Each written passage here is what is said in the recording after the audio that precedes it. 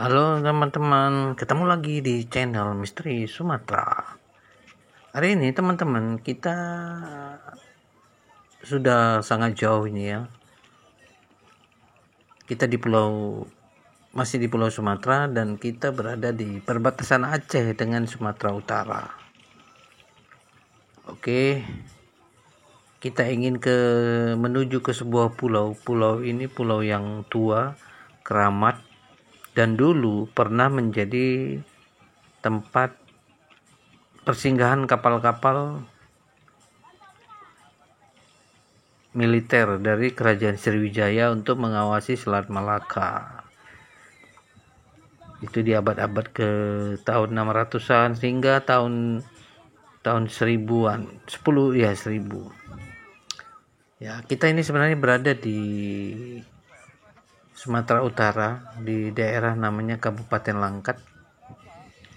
Dan ini namanya di kawasan di pelabuhan Pangkalan Susu. Kita mau ke sebuah pulau. Pulau ini tempat dagang, terkenal dagang, dan juga pulau ini sangat tua sekali. Lebih tua dari Kerajaan Sriwijaya dan dulu menjadi bagian dari Kerajaan Sriwijaya selama ratusan tahun. Pulau ini memang sentral, ya seperti mercusuar di ujung Pulau Sumatera yang bisa ke Malaka juga, ke Semenanjung Malaya. Dan ini tempat memang sangat mempunyai sejarah panjang. Dia bersinggungan juga nanti dengan Kerajaan Majapahit, tapi itu nanti di episode berikutnya karena masih terlalu jauh. Kita masih di Sriwijaya. Kisah-kisah yang ingin kita sampaikan ini masih berhubungan dengan Sriwijaya. Pulau ini tercatat di dalam transkrip Tiongkok karena ini pulau memang tempat perdagangan gitu. Karena pulau ini dulu tempat transit para pedagang-pedagang di Selat Malaka, dan ini memang masuk dari bagian Kerajaan Sriwijaya. Oke teman-teman, kita tadi di pantai, di TPI, di pelabuhan di Pangkalan Susu. Kita mau berangkat menuju ke Pulau Kumpai. Pulau ini mempunyai sejarah yang sangat panjang di ujung Pulau Sumatera. Selama ini kita sudah teman-teman kami ajak ke pusat Sriwijaya di Sumatera Selatan, di Palembang. Sekarang kami mengajak teman-teman menyusuri Pulau Sumatera secara langsung untuk melihat bahwa bagian sebesar apa Kerajaan Sriwijaya itu. Dan kita sekarang sudah ada di perbatasan Aceh menuju sebuah pulau yang pulau ini sudah ada sebelum Kerajaan Sriwijaya besar. Karena dia di dalam transkrip Tiongkok sangat jelas tercatat. Oke, perjalanan lebih jauh kurang 45 menit. Nah, ini namanya yang kita lewati ini adalah Teluk Haru. Nah, Teluk Haru ini nanti akan ada kisah lagi yang akan kita sampaikan kenapa namanya Teluk Haru.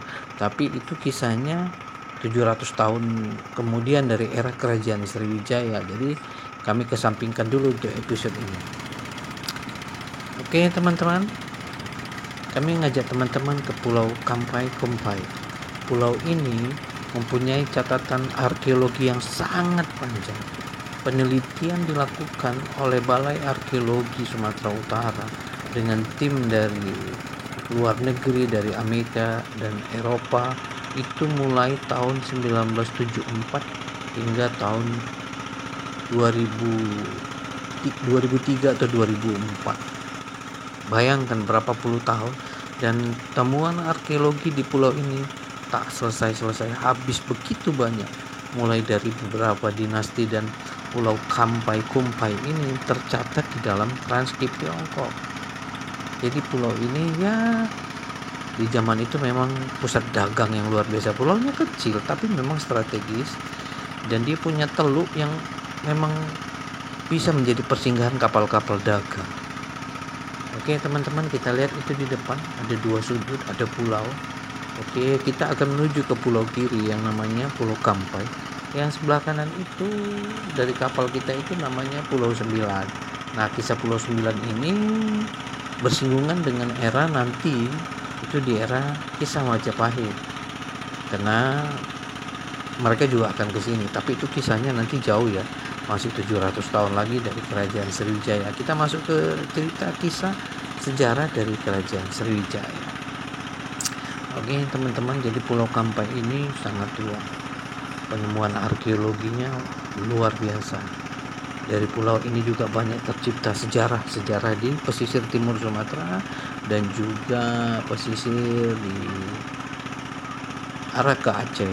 Kisah itu nanti ya, banyak kisah-kisah hebat di pulau ini sesudah era Sriwijaya, tapi kisahnya itu masih jauh. Jadi kita masih cerita tentang sejarah kerajaan Sriwijaya, karena Pulau Kampai ini dulu bagian dari kemaharajaan kerajaan Sriwijaya. Oke, cerita kita ini, pulau ini sudah sangat tua, jadi lebih tua beberapa puluh tahun dari kerajaan Sriwijaya.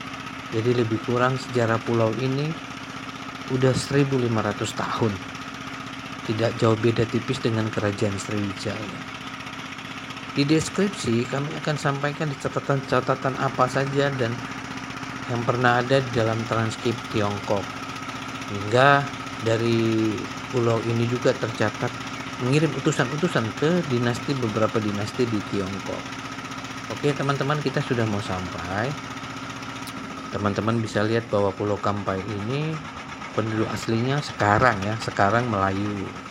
Melayu, tapi ini punya hubungan dulu dari Pineng.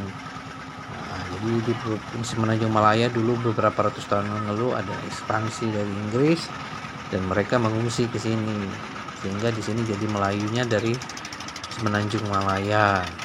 Biarpun sekarang penduduk di sini sudah bercampur baur, sudah ada orang Aceh, karena ini sekarang masuk di pulau ini sangat-sangat perbatasan Aceh, tapi dia masih di Sumatera Utara.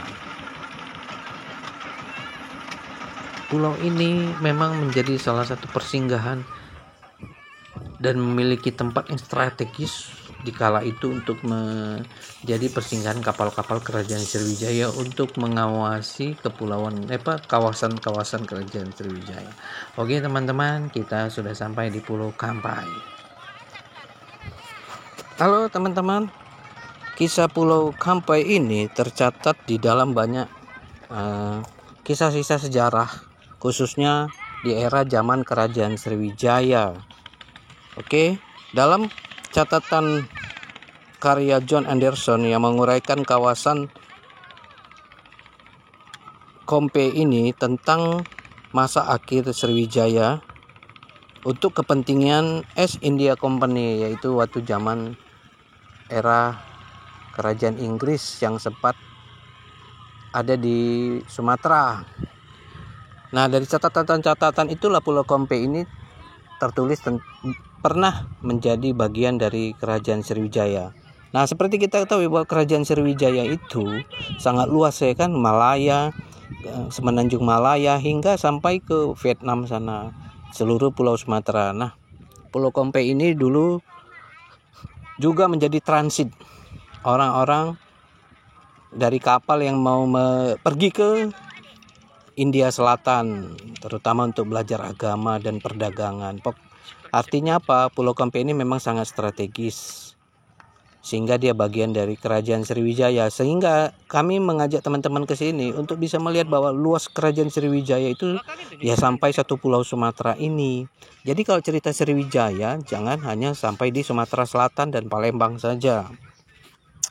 Oke teman-teman, kita sudah masuk di Pulau Kampai. Pulau Kampai ini juga tercatat di dalam catatan dalam Kin Tangsu yang berangkat tahun 662 Masehi. Jadi ini beberapa tahun sebelum kerajaan Sriwijaya sah berdiri. Seperti kita ketahui bahwa kerajaan Sriwijaya itu berdiri sahnya itu 671. Sementara ini di dalam catatan King Tangsu, Pulau Kampai ini tercatat di tahun 662 Masehi. Artinya apa? Pulau ini sangat tua. Nah, di kala itu kerajaan Sriwijaya sebenarnya belum sebesar